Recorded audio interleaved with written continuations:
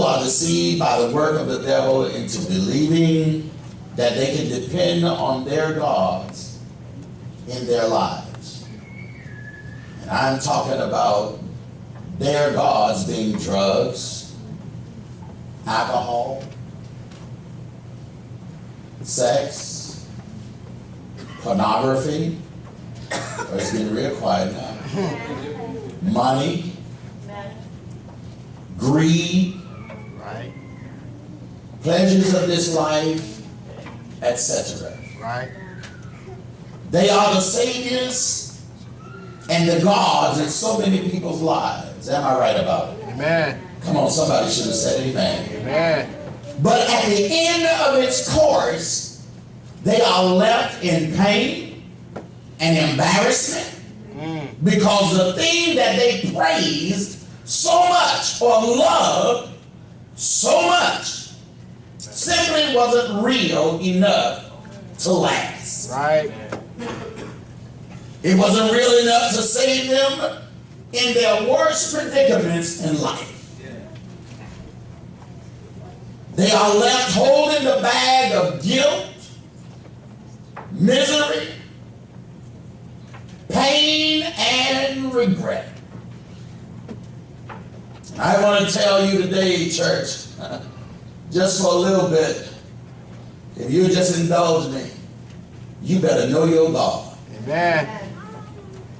Let me just tell you about my God. My God is omnipotent. Now, how do I know that? Because in Psalm 135, verses 5 through 7, verse 13, and verses 15, 16, 17, and 18 lets us know that our God is omnipotent. That means that he is all power. Am I right about it? Amen. Somebody know the word in this house today. Amen.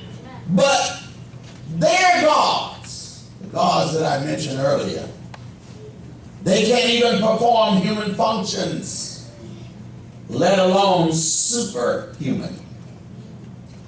The world will never have what it takes or have what you need when it really counts. Come on, somebody.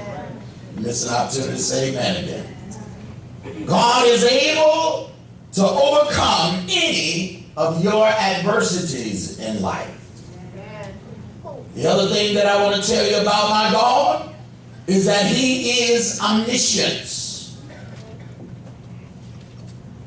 Psalm 147 and 5 says his understanding is infinite. It says that he sees every sparrow that falls, and he knows the hairs upon your head by number. Right. Somebody ought to hear me today. God understands your pain, and he understands your hurt for those that may be experiencing that. The other thing that I want to tell you about my God is that he is omnipresent, which tells us that he is everywhere at the same time. Psalm 139 and verses 7 through 13, we find that he tells us that heaven is my throne, he says, and earth is my footstool. God is your comforter in hard times. And the way things are going now, everywhere you turn, no matter what network you turn to, no matter what news program that you turn to, it's all about the economy, and it's all about the heart that people have. Chapter number 1 and verse 21. It says, for the invisible things of him from the creation of the world are clearly seen, being understood by the things that are made, even his eternal power and Godhead, so that they that are without excuse. Oh, somebody know the word in this house. we know truth and who he is. And because we know truth and because we know who he is, we are without excuse. No excuse not to have the victory. For we know the problem solver.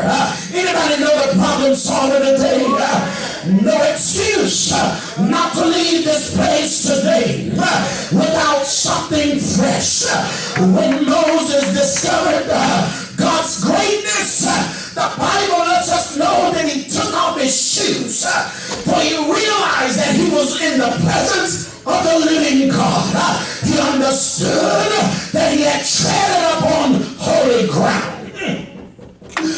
Isaiah said, woe is me, for I am undone, for I am a man of unclean lips, and I dwell among those that are of unclean lips.